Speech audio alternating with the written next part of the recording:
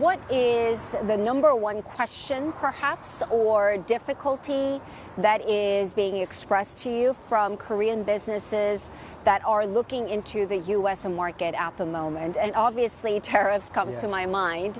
What has been really the conversation that you've been having with some of the member companies? Well, I was just in Jeju 2 weeks ago and had a chance to spend, an hour and 10 minutes with Ambassador Jameson Greer. We talked about the negotiations that he's having with the Korean government, the different dynamics between U.S. companies and Korean companies. And he used the term forward-leaning for the Korean government as far as tariffs. So as long as that can happen, I do believe that U.S. companies in Korea will be doing fine. And Korean companies, before the July 8th deadline, will hopefully come to fruition as well. So what do you mean by forward-leaning on the part of the South Korean government? What kind of spirit or attitude is USTR talking about here? He was very specific about Korea being very good, positive negotiators, and how he feels that they will come up with a very good resolution because we need to. U.S.-Korea is a very important trade relationship. I think Ambassador Greer also knows that Korean companies have invested $140 billion into the U.S. so far. But he's also concerned about the trade deficit, which President Trump, we know, is not happy about that. Yeah. And the 66, what we call non-tariff barriers that U.S. companies seems to face. So what I told Ambassador Greer is, at AmCham, we're going to be focused on helping execute and resolve the non-tariff barriers. If I am President Lee Jae-myung, walking into his very brand new office today, if I wanted to be pragmatic, I wouldn't really put all my eggs in one basket of the United States.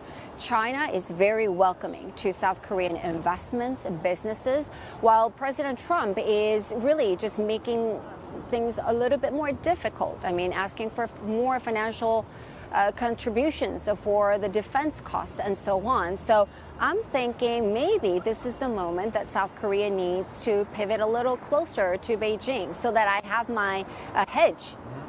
I don't want to use the word get closer, but I do like the word diversification. Okay. As a business person, I think you should always diversify. Even the U.S., we have not stopped doing business with China. It's just refining and retuning some of the areas where U.S. and China would do business. And I would expect the same in Korea. I don't think Korea should stop everything we're doing from China just because of the Korea-U.S. dynamics, but look at it in a way that's holistic, that can be very helpful for the long term. Talk to me about Alaska LNG project. Quite interesting how it's not just about shipbuilding that we spent a lot of time talking about as something that South Korea can give. And it's not just about importing more U.S. LNG to South Korea. It's actually potential participation in this Alaska LNG project. Do you have any intel? Absolutely. I look at the Alaska LNG project as something that's beneficial for both countries, national security, energy security. In fact, when Governor Michael Dunleavy came to Korea 3 weeks ago, I spent 2 days with him from morning to evening. We met with all the important government officials in Korea, all the different CEOs here as well. And I can tell you, he really believes that this project is going to be very, very important. In fact, we even met with Lee Jae-myung to talk about the LNG project. What was the conversation like? I think that at that time, obviously, current President Lee Jae-myung is not the president. Right, not yet. So I think he was a little guarded in how he wants to describe it. But I think he is very open to it because if he can help the relationship between U.S. and Korea, why not? So you get sort of the big picture, insider picture. So I think I can ask you this question. Do you think Alaska LNG project is a big part of this big trade negotiation between the U.S. and South Korea? If South Korea participates in all this, then they can sort of negotiate down this high tariff level? 100%. Take a look at the trade deficit. It went from 20 billion under Trump 1.0 to 65 billion under Trump 2.0, right? So that's a big delta.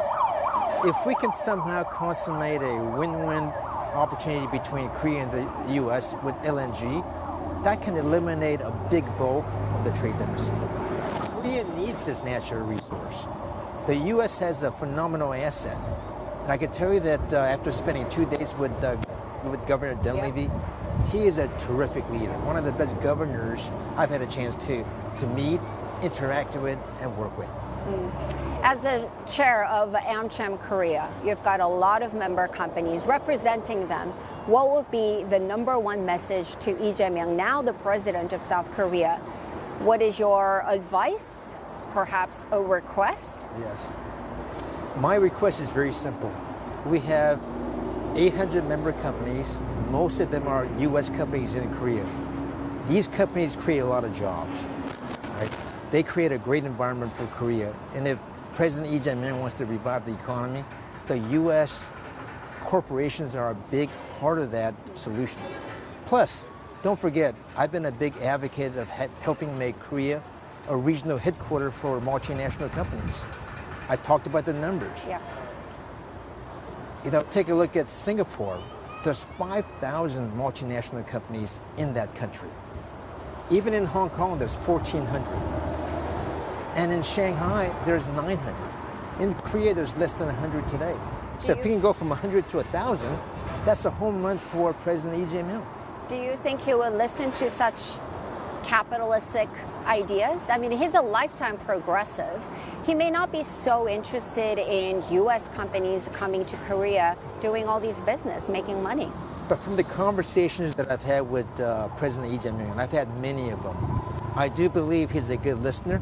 He's very pragmatic. And I do think that if it's good for Korea, good for the Korean citizens, he will listen to me. Okay. I'm very confident about that.